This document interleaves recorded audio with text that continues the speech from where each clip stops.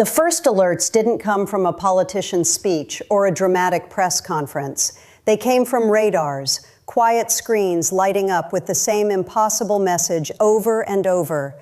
North Korea just fired more than 10 ballistic missiles in a single burst, and the world is now making decisions that can't be taken back. Here's what makes this different from just another launch. South Korea's military said the missiles were launched from near Pyongyang around early afternoon, heading toward the sea off the east coast. Japan's Coast Guard detected what could be a ballistic missile falling into the sea, and Japanese reporting indicated it landed outside Japan's exclusive economic zone. The U.S. Indo-Pacific Command acknowledged the launches and said current assessments showed no immediate threat to U.S. personnel, territory, or allies. That sounds reassuring until you realize that no immediate threat is how the most dangerous crises start, with calm words spoken while the machinery of escalation quietly spins up behind the scenes. Now lock on to the timing, because timing is the message. These launches happened as U.S. and South Korean forces were deep into major annual drills, Freedom Shield, described by the Allies as defensive and readiness focused, and described by Pyongyang as invasion rehearsal. Reuters reported that on the same day, hundreds of U.S. and South Korean troops were conducting river crossing drills with tanks and armored vehicles under the Combined Forces Commander, with roughly 28,500 U.S. troops stationed in South Korea. River crossings aren't symbolic. They're one of the ugliest, most decisive tasks in ground warfare, exactly the kind of capability you showcase when you want an adversary to imagine the unthinkable. And in Pyongyang, imagination is treated as a threat indicator. But there's an even sharper edge here. This launch wave didn't just occur during drills. It occurred during a global distraction that North Korea understands better than most democracies do. While Washington's attention is being pulled into an escalating war in the Middle East, the Korean Peninsula becomes a stage where Pyongyang can test how thin the U.S. can stretch before deterrence starts to look like theater. The Associated Press reported via PBS that the U.S. and South Korean exercises were happening while the Trump administration wages an escalating war in the Middle East, fueling local concerns in South Korea about security lapses and even speculation about the relocation of missile defense assets to support operations against Iran.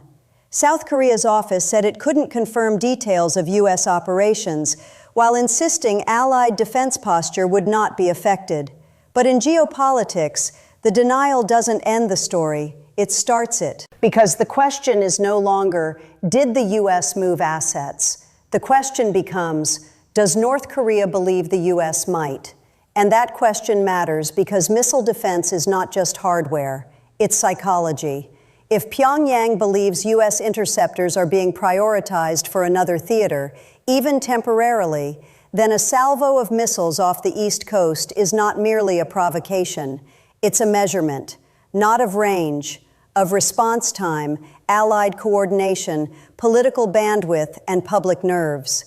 The AP report said the missiles flew roughly 350 kilometers from an area in Sunan near Pyongyang's international airport. That distance doesn't threaten America. It threatens something else, the decision cycle. 10 launches compress time, overwhelm interpretation, and force multiple governments to speak in unison or reveal the seams between them. Now here's where the headline phrase, nuclear capable, becomes both true in principle and dangerous in implication. We do not yet have public confirmation of the exact missile types fired in this specific salvo, but North Korea has spent years building a force where many ballistic systems, especially short-range ones, are designed to be usable in a nuclear role, because that is how Pyongyang complicates Allied planning. In 2022, Reuters reported North Korea passed a law enshrining nuclear status as irreversible, spelling out scenarios for nuclear use, and even allowing for preemptive nuclear strikes under certain conditions, including threats to leadership and command structures. Arms Control Association's analysis warned that the law's language could be interpreted broadly, lowering the threshold for first use and referencing automatic launch provisions if leadership command and control is endangered. CSIS also summarized 5 preemptive use conditions and highlighted crisis instability risks if command authority becomes threatened. That means every ballistic launch, even into open water, casts a nuclear shadow, because North Korea's doctrine is built to make the other side assume the worst at the fastest moment. And if you want the most unsettling part, it's not the missiles, it's where they were launched from. Reuters described launches from an area near Pyongyang. The AP report identified Sunan, the site of Pyongyang's international airport. That is not just geography, it's signaling. Launching from close to the capital is a statement that the regime believes it can operate under its own most sensitive air defense umbrella, from areas saturated with security, command infrastructure, and political symbolism. It says, "Our center is not vulnerable enough to stop us." And it forces analysts to ask a darker question. Is this also rehearsing survivability? How to keep launching even if the periphery is under pressure? Now zoom out, because the Korean Peninsula isn't the only map that matters tonight. This is where viewers get misled by thinking geopolitics is regional. It isn't anymore, it's networked. And the network has a backbone: technology transfer, sanctions evasion, and mutually beneficial chaos. CSIS recently described warming ties among China, Russia, Iran, and North Korea, often abbreviated as CRINC, and stressed how these relationships create space to operate with less fear of sanctions and more opportunity to trade capabilities across theaters. This is the part most headlines won't say clearly. When one front erupts, like the US-Israel confrontation with Iran, other fronts don't calm down. They test, they exploit, they coordinate. And here's the secret hiding in plain sight. North Korea and Iran have decades of missile linkage, repeatedly flagged by credible reporting and expert assessments, not as a rumor, but as a pattern. In a 2011 Reuters report citing a confidential UN panel of experts document, investigators said prohibited ballistic missile-related items were suspected to have been transferred between North Korea and Iran, with transshipment through a neighboring third country, and even cited suspicions around scheduled flights involving Air Koryo and Iran Air. The same report pointed to strong design similarity between a North Korean Nodong warhead displayed in 2010 and the Iranian Shahab-3 triconic warhead. That is not an internet conspiracy.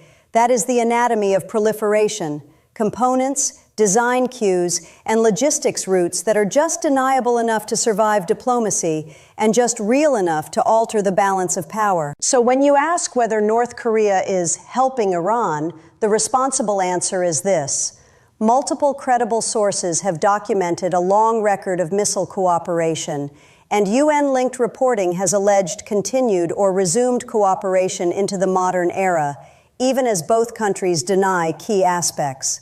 RFE-RL summarized a UN panel report stating Iran and North Korea resumed cooperation on long-range missile development projects, including transfer of critical parts, while noting Iran's pushback that the information may be false or fabricated. The IISS assessed there is good reason to believe cooperation resumed and may never have fully stopped, while also warning against alarmist claims and emphasizing how space launch and missile assistance can blur into dual-use development.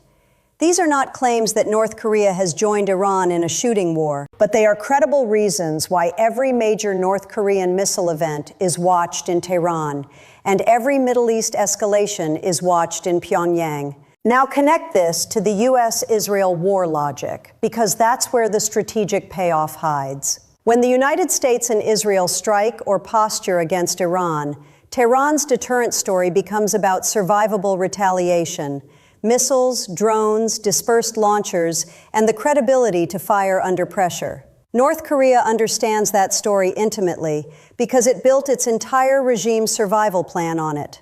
And North Korea has publicly aligned itself rhetorically against US-Israeli actions before. The AP report carried by PBS said North Korea's foreign ministry denounced joint US-Israeli attacks on Iran and expressed support for Tehran's new supreme leader, Mojtaba Khamenei. That matters because rhetoric is often the cheapest currency in geopolitics. and it's used to mask the more expensive trades happening elsewhere. Parts, engines, guidance know-how, and manufacturing lessons learned. And if you want a single detail that explains why Iran cares about North Korea specifically, it's this. Iran's missile family carries North Korean DNA. CSIS missile threat notes Iran's Shahab-3 was developed from North Korean No-Dong-1 technology, with a range listed around 800 to 1,300 kilometers, depending on payload, and with payload capacity that makes nuclear delivery plausible in principle, even if Iran insists its program is conventional. In a CSIS discussion on interlinked theaters, analysts went further, stating that the No-Dong Hwasong-7 is the basis of the Shahab-3, and that earlier Shahab variants align with North Korean Scud-derived systems. That means the North Korean missile ecosystem isn't just a threat to Seoul and Tokyo. It's part of the historical toolset that helped Tehran build the missile backbone it relies on today. Now, back to the launches, because the number 10 is not a statistic, it's a tactic. Single launches are demonstrations. Salvos are doctrine. A multi-missile wave forces defenders to think in probabilities, which are decoys, which are real, which are testing radar, which are mapping response, which are simply training crews to launch on schedule under pressure. Even if these missiles were short range and fell into the sea, the operational lesson for North Korea is the same. Volume creates confusion, and confusion creates leverage. And leverage is what you spend at the negotiating table or on the battlefield. Here's the twist most people miss. This is also happening while diplomacy talk flickers in the background, and Pyongyang knows how to weaponize that timing. Reuters reported that South Korea's Prime Minister met President Donald Trump to discuss reopening dialogue with Pyongyang, and that Trump is eager for an opportunity to sit down with Kim Jong-un. The AP report echoed that renewed diplomacy was being discussed, but the launches dimmed such hopes. North Korea has repeatedly used a simple formula: raise the temperature, then offer a thermostat on its terms. The missile launches are the heat. The promise of talks is the thermostat. And the price of turning it down is usually paid in concessions, time, sanctions relief, or legitimacy. Now let's talk about why this moment is unusually volatile. Because two deterrence systems are being stress tested at once. In East Asia, deterrence is about convincing North Korea that any nuclear move ends the regime. In the Middle East, deterrence is about convincing Iran and its network that escalation brings unacceptable costs. When the U.S. is pulled into high-tempo operations in one theater, adversaries in another theater test the seams. Not because the U.S. is weak, but because even strong powers have finite interceptors, finite crews, finite attention, and finite political patience. The AP report's mention of speculation about THAAD or Patriot relocation is exactly the kind of narrative North Korea can exploit, whether or not it is true. The psychological effect is the point. Make allies wonder if they're being protected at full strength while another war rages elsewhere. And then there's the internal North Korean layer, the part that turns missiles into domestic insurance. North Korea is still technically in a state of war. Armistice, not peace treaty. It needs crises to justify sacrifice, mobilization, and repression. It also needs to convince elites that the regime is untouchable. Missile launches, especially from around the capital, serve both purposes. But the regime has modernized the story. It now frames nuclear forces not only as a deterrent, but as a war-fighting tool if deterrence fails. Arms Control Association highlighted that the 2022 law codified both deterrence and a mission to repulse aggression if war deterrence fails. That's a subtle but profound shift. It tells the world the nuclear line is not a last resort. It's integrated into how Pyongyang imagines winning or surviving a conflict. So what happens next is not decided by the missile splashdown. It's decided by interpretation. If Seoul reads this as training and signaling, it tightens surveillance and continues drills. If Pyongyang reads Allied drills as decapitation rehearsal, it justifies more launches. If Washington tries to keep the message calm, no immediate threat, it avoids panic, but it also risks normalizing escalation. And in the fog between those messages, accidents thrive. Misread trajectories, false alarms, crowded airspace, shipping lanes, and the terrifying possibility of a missile that malfunctions and lands somewhere it wasn't supposed to. That's why the most dangerous part of a missile crisis isn't the missile. It's the minute-by-minute decisions made by humans who don't get to be wrong. Now, I want you to hold two images in your mind, because this is what global high alert actually looks like in the real world. One image is a river crossing drill near the DMZ, bridges, armor, engineers, designed to prove that Allied forces can move when the terrain says no. Reuters photographed that exact scene during Freedom Shield. The other image is a missile rising over the Sea of Japan, designed to prove that North Korea can still strike even when diplomacy whispers in the background. Put those two images together and you see the real confrontation. Not speeches versus speeches, but capabilities versus capabilities. Each one designed to force the other side to blink first. And here comes the revelation that ties East Asia to the Middle East more tightly than most people are willing to admit. The missile is the language both crises share. In the Middle East, missiles are Iran's way to compensate for an aging air force and keep adversaries at risk. In East Asia, missiles are North Korea's way to keep U.S. forces and allies hostage to rapid escalation. When UN-linked reporting alleges parts transfers, when expert assessments describe decades of cooperation, when missile families show shared design lineage, you're not looking at two separate conflicts. You're looking at one marketplace of deterrence technology, where the same engineering choices echo across continents. This is why the phrase, North Korea could join Iran, needs to be handled carefully, but not dismissed.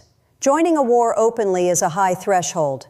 Helping indirectly, through technology, components, know-how, and proliferation networks, is a lower threshold, and history shows it's where these regimes often operate. The evidence base that can be responsibly stated is this. UN reporting has alleged ballistic missile-related transfers between the two. Later UN-linked reporting suggested resumed long-range cooperation, and multiple expert sources describe long-standing missile lineage and assistance. That means the danger isn't a North Korean flag appearing on a Middle East battlefield tomorrow. The danger is that a war in the Middle East accelerates the demand for missile capability, and the supply chain for that capability has already been tested over decades. Meanwhile, the Korean Peninsula remains the place where minutes matter. The Freedom Shield exercise runs through March 19, Reuters reported, and is designed to incorporate deterrence scenarios related to North Korea's nuclear weapons, while also supporting preparations for the transfer of wartime operational control to South Korea. That's another hidden pressure point.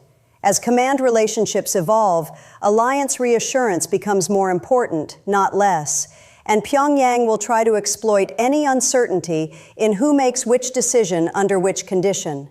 In a world where wars break out in different regions and resources are reallocated quickly, North Korea's core strategy is simple. Force the alliance to prove again and again that it can walk and chew gum at the same time. And if you're wondering why North Korea chooses missile salvos instead of one dramatic test, the answer is training for the scenario it fears most, a rapid attempt to neutralize its command and launch capability. That fear is written into their doctrine. Reuters reported the 2022 law included ambiguous conditions and even referenced automatic launch if command is threatened, which analysts warned could increase miscalculation risk. When a state formalizes that logic, it doesn't just change policy, it changes how every exercise, every radar ping, every ambiguous flight path is interpreted. The danger is not just that North Korea might choose escalation. The danger is that it might feel forced into escalation by its own rules, written to prevent exactly that. So tonight, here is the real breaking message behind the breaking news. 10 missiles into the sea is not a prediction of immediate war. It's a reminder that the world is entering a period where conflicts synchronize across regions. Drills in Korea echo strikes in the Middle East. Sanctions evasion networks tie missile workshops to faraway front lines. And the fastest weapons, ballistic missiles, are designed to steal time from diplomacy. North Korea didn't just launch missiles. It launched a question at the international system. How many crises can you manage before one of them manages you? If you want the closing truth, the one that should keep policymakers awake, it's this. In a world where missiles are both message and merchandise, every launch is not just a threat to a coastline, but a signal to a global network of partners watching, learning, and trading the future of war behind closed doors.